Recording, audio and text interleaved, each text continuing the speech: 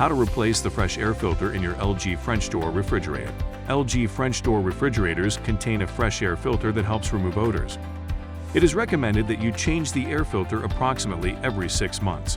When the Replace Filter indicator appears on the control panel, it's time for a replacement.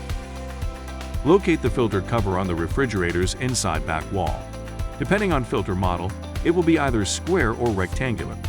Turn the filter cover counterclockwise about 30 degrees to release the tabs, then remove the cover. Remove the old filter from inside the filter cover. Place the new filter inside the filter cover with the side that says front facing outward.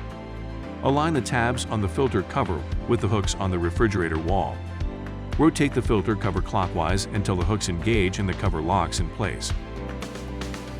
To clear the Replace Filter notification, press and hold the button next to the air filter indicator on the control panel for 3 to 5 seconds. The air filter indicator light will then turn off. Note that there are 2 settings for the fresh air filter that can be activated in the control panel.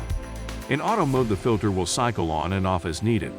If set to power mode, the filter will cycle on and off for 4 hours before automatically switching back to auto mode.